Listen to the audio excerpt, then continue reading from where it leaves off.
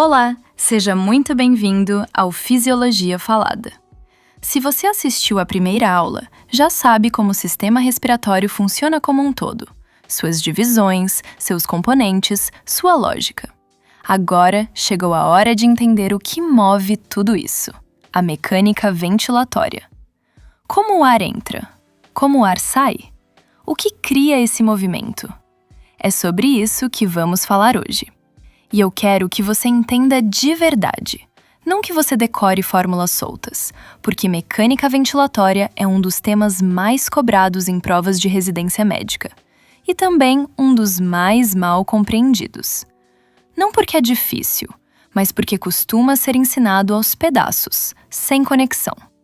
Hoje você vai ver o sistema inteiro, uma peça de cada vez, até que tudo se encaixe. Vamos começar! Os dois princípios que explicam tudo. Antes de falar de pulmão, de músculo, de pressão, você precisa ter dois princípios físicos gravados na memória. Dois. Só dois. E eles explicam praticamente tudo o que vem pela frente. O primeiro é a lei de Boyle. Ela diz o seguinte: se você tem um recipiente fechado cheio de gás e você aumenta o volume desse recipiente, a pressão do gás cai. E se você diminui o volume, a pressão sobe. Simples assim. Pressão e volume andam em sentidos opostos. Agora, pensa nos pulmões como esse recipiente. Quando a caixa torácica expande, o volume pulmonar aumenta. A pressão dentro dos pulmões cai. Quando a caixa torácica recua, o volume diminui, a pressão sobe. Esse é o mecanismo central da respiração. O segundo princípio é ainda mais direto. O ar sempre flui de onde a pressão é maior para onde ela é menor, sem exceção. Quer que o ar entre nos pulmões? A pressão lá dentro precisa ser menor do que a pressão do ar atmosférico. Quer que o ar saia? A pressão dentro precisa ser maior. É isso. Tudo o que os músculos respiratórios fazem tem um único objetivo imediato: criar esse gradiente de pressão. Guarda esses dois princípios, você vai usá-los o tempo todo a partir de agora. As três pressões que você precisa dominar. Agora vamos falar de pressões. Existem três que são fundamentais, e entender cada uma delas e a relação entre elas é o coração da mecânica ventilatória. Primeira, a pressão atmosférica. Ao nível do mar, ela é de aproximadamente 760 milímetros de mercúrio. Em fisiologia respiratória, usamos ela como referência zero. Então, quando dizemos que a pressão alveolar está em +1, estamos dizendo que ela está 1 centímetro de água acima da pressão do ar externo. Segunda, a pressão alveolar. Essa é a pressão dentro dos alvéolos, e ela muda a cada momento do ciclo respiratório. Em repouso, sem respiração acontecendo, ela é igual à atmosférica, gradiente zero, sem fluxo. Durante a inspiração, o volume pulmonar aumenta, e a pressão alveolar cai. Ela fica ligeiramente abaixo da atmosférica, algo em torno de 1 a 2 centímetros de água negativos. Esse pequeno gradiente já é suficiente para puxar o ar para dentro. Na expiração, o volume diminui. A pressão alveolar sobe 1 ou 2 centímetros de água acima da atmosférica, e o ar flui para fora. Parece pouco, né?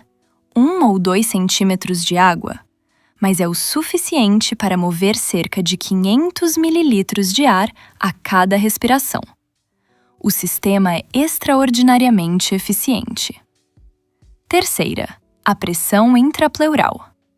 Essa é a pressão dentro do espaço pleural, aquele espaço virtual entre a pleura que reveste o pulmão e a pleura que reveste a parede interna do tórax.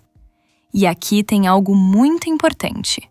Essa pressão é sempre negativa, sempre abaixo da atmosférica. Em repouso, ela fica entre -3 e -5 centímetros de água. Na inspiração, fica ainda mais negativa, chegando a -6, -8 ou ainda mais em inspirações profundas. Por que negativa? Porque o pulmão quer encolher. Ele tem elasticidade natural que o puxa para dentro. E a parede torácica quer se expandir. Ela tende a se abrir para fora. Essas duas forças opostas esticam o espaço pleural entre elas. E como o espaço pleural é fechado, sem saída, esse estiramento gera pressão negativa. É essa pressão negativa que mantém os pulmões colados à parede torácica, que os mantém abertos mesmo ao final da expiração. Agora entende por que o pneumotórax é tão grave? Quando o ar entra no espaço pleural, essa pressão negativa desaparece e o pulmão colapsa. Imediatamente. Porque sem ela, ele não tem o que o mantenha expandido. A pressão transpulmonar. Com essas 3 pressões entendidas, apresento um quarto conceito, que é uma relação entre elas. A pressão transpulmonar é simplesmente a diferença entre a pressão alveolar e a pressão intrapleural. Em palavras, é a força que distende o pulmão. Quanto maior essa diferença, mais o pulmão está expandido.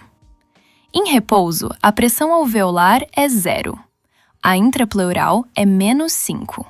A diferença é 5 centímetros de água.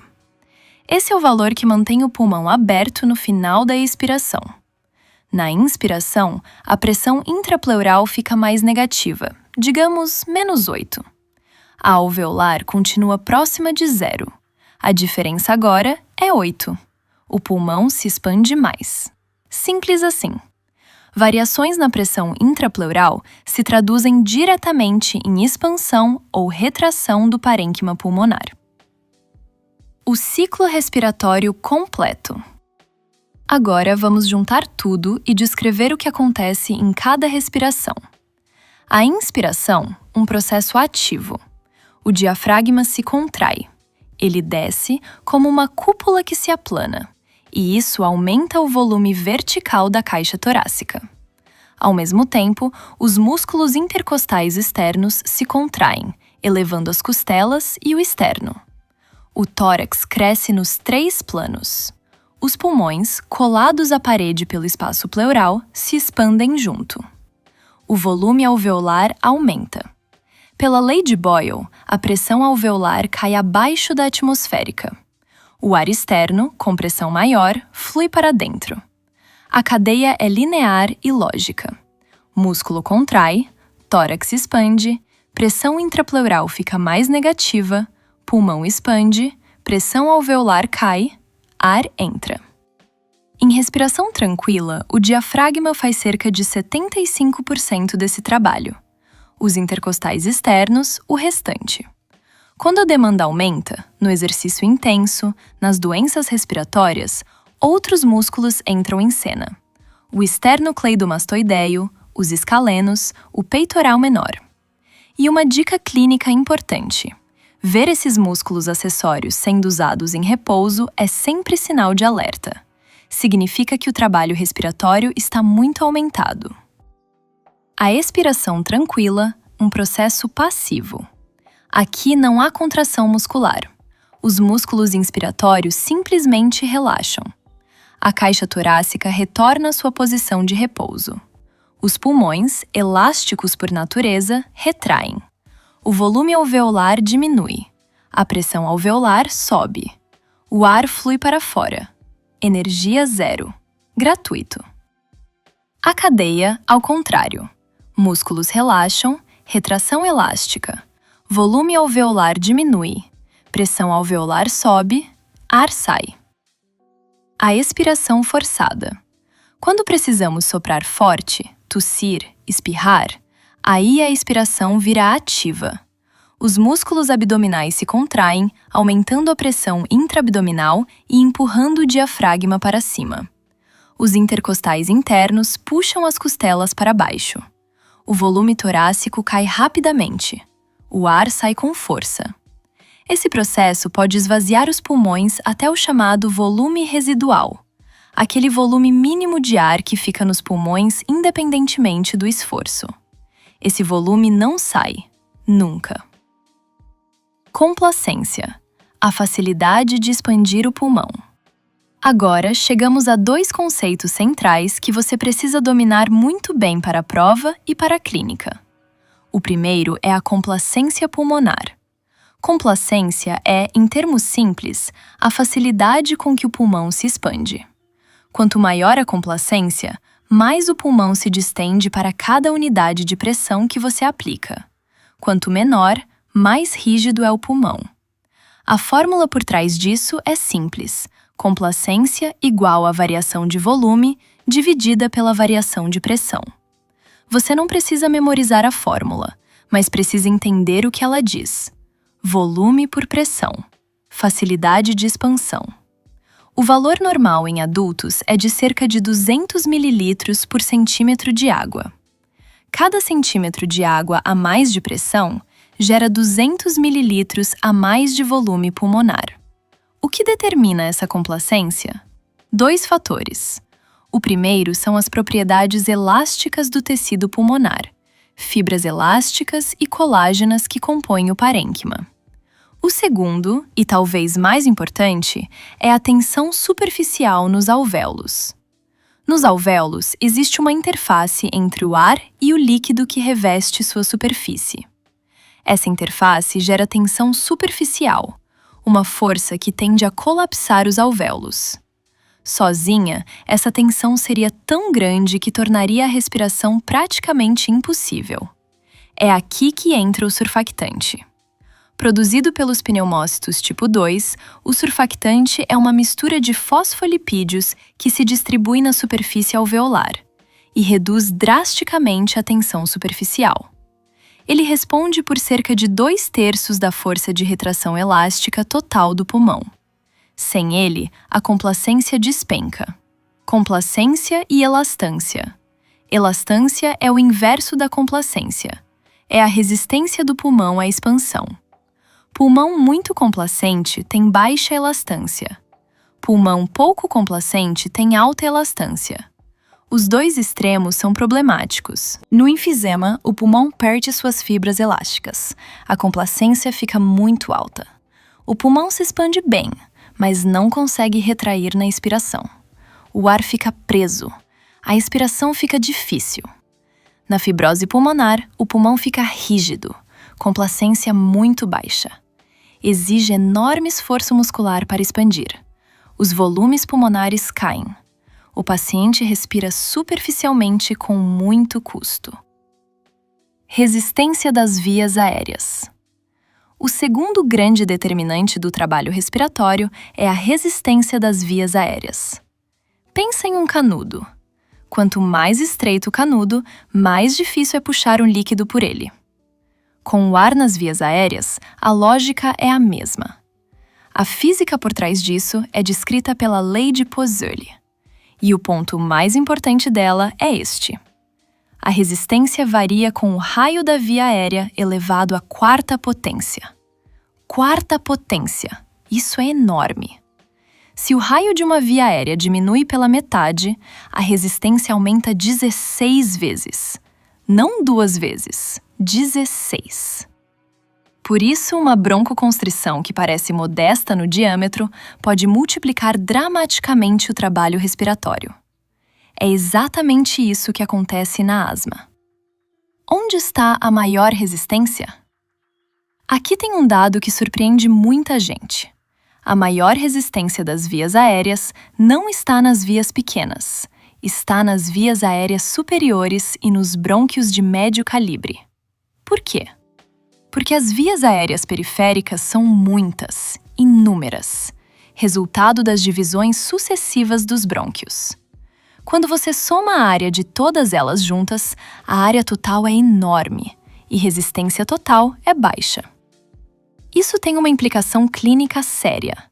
Doenças que afetam as vias aéreas pequenas podem evoluir silenciosamente por muito tempo sem causar sintomas, porque o impacto de cada via aérea pequena na resistência global é mínimo. O que regula a resistência? O sistema nervoso autônomo. O sistema simpático, via receptores beta-2, promove broncodilatação, reduz a resistência. O parasimpático promove broncoconstrição, aumenta. Mediadores inflamatórios como histamina e leucotrienos também causam broncoconstrição. E tem um detalhe elegante. Quando o dióxido de carbono local está alto em uma região do pulmão, o próprio brônquio daquela região dilata, aumentando a ventilação para onde já há boa perfusão. Uma autorregulação local muito refinada. O trabalho respiratório. Tudo o que falamos até aqui, complacência, elastância, resistência, converge em um único conceito final: o trabalho respiratório. Em condições normais, respirar gasta menos de 5% do oxigênio que consumimos. É quase invisível metabolicamente. Mas em situações de comprometimento respiratório grave, esse número pode subir para 30%, 40% do consumo total de oxigênio. Respirar vira o principal trabalho do organismo. E isso é insustentável. O trabalho respiratório tem basicamente dois componentes principais: o trabalho elástico, a energia para vencer a rigidez dos pulmões e da parede torácica, determinado pela complacência, e o trabalho resistivo, a energia para vencer a resistência das vias aéreas ao fluxo de ar, determinado pela resistência e pela velocidade do fluxo. Existe um equilíbrio entre esses dois componentes que define a frequência respiratória ótima, aquela que minimiza o trabalho total. Em adultos saudáveis em repouso, essa frequência fica entre 12 e 15 respirações por minuto. Respirações mais rápidas com volume menor aumentam o trabalho resistivo. Respirações mais lentas com volume maior aumentam o trabalho elástico. O organismo ajusta automaticamente para encontrar o ponto de menor gasto. E isso explica padrões clínicos que você vai ver o tempo todo. Paciente com pulmão rígido, como na fibrose, respira rápido e superficialmente. Minimiza o trabalho elástico. Paciente com vias aéreas obstruídas, como no enfisema grave, respira devagar e fundo. Minimiza o trabalho resistivo. O corpo é inteligente. Ele sempre busca o menor custo energético possível. Surfactante e a lei de Laplace. Vamos aprofundar o surfactante, porque ele merece esse espaço. Existe uma lei física chamada lei de Laplace. Ela diz que a pressão necessária para manter uma esfera aberta, como um alvéolo, depende da tensão superficial dividida pelo raio. O que isso significa na prática? Alvéolos menores precisam de mais pressão para permanecerem abertos do que alvéolos maiores. Se você tiver um alvéolo pequeno e um grande comunicados entre si, o menor vai esvaziar para dentro do maior, e progressivamente, todos os alvéolos menores colapsariam. A respiração seria impossível. E aqui entra o surfactante com uma solução elegante. O surfactante não reduz a tensão superficial de forma igual em todos os alvéolos. Ele reduz proporcionalmente a área. Quanto menor o alvéolo, maior a concentração de surfactante na sua superfície, e menor a tensão superficial. Isso compensa exatamente o que a lei de Laplace prevê. Os alvéolos menores ficam estabilizados. O colapso progressivo não acontece. O que acontece quando não há surfactante? Isso é exatamente o que ocorre na síndrome do desconforto respiratório neonatal, a membrana hialina dos prematuros. O pulmão imaturo não produz surfactante em quantidade suficiente. A cada respiração, o bebê precisa de um esforço muscular enorme para reexpandir alvéolos que tendem a colapsar. Em pouco tempo, os músculos entram em fadiga. Sem suporte ventilatório, a situação é fatal. 2 conceitos complementares. Antes de chegar na síntese, quero mencionar 2 conceitos que fecham o quadro. O primeiro é a interdependência alveolar. Os alvéolos não são bolhas isoladas. Eles estão mecanicamente conectados pelo tecido intersticial ao redor. Quando um alvéolo tende a colapsar, os vizinhos o sustentam, exercem tração sobre ele, impedindo o fechamento. Mais um mecanismo que o corpo usa para estabilizar os alvéolos. Isso também explica por que as atelectasias, os colapsos alveolares, são mais frequentes nas bases pulmonares quando estamos em pé. O peso do pulmão sobre as regiões inferiores reduz essa tração de sustentação. O segundo é a complacência da parede torácica. Não é só o pulmão que tem complacência, a caixa torácica também tem. E a complacência do sistema respiratório total depende das duas juntas.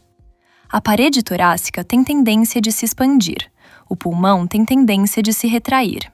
Essas forças opostas são justamente o que cria a pressão intrapleural negativa.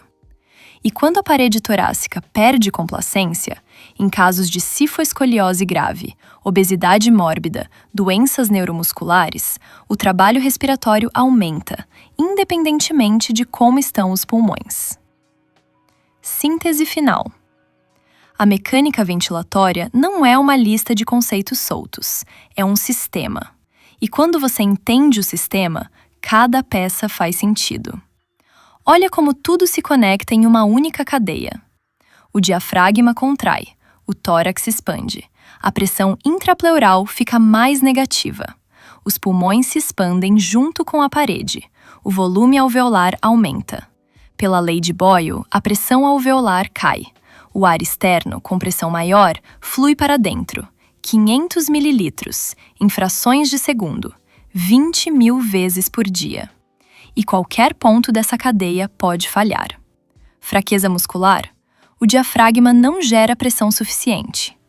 Pneumotórax? A pressão intrapleural deixa de ser negativa. O pulmão colapsa. Sem surfactante? A tensão superficial colapsa os alvéolos. Broncoconstrição? A resistência dispara, o ar não flui bem. Fibrose? O pulmão fica rígido. Cada respiração custa caro. Entender a mecânica ventilatória não é só fisiologia, é raciocínio clínico. É saber por que o paciente está dispneico, por que ele está usando musculatura acessória, por que ele respira rápido e superficial e o que fazer a respeito. Esses são os pontos que você precisa fixar desta aula. A inspiração é ativa, a expiração tranquila é passiva. A pressão intrapleural é sempre negativa, mantida pelo equilíbrio entre o pulmão que quer encolher e o tórax que quer se expandir. A pressão transpulmonar é a força de distensão do pulmão. Complacência mede a facilidade de expansão. Elastância é o inverso.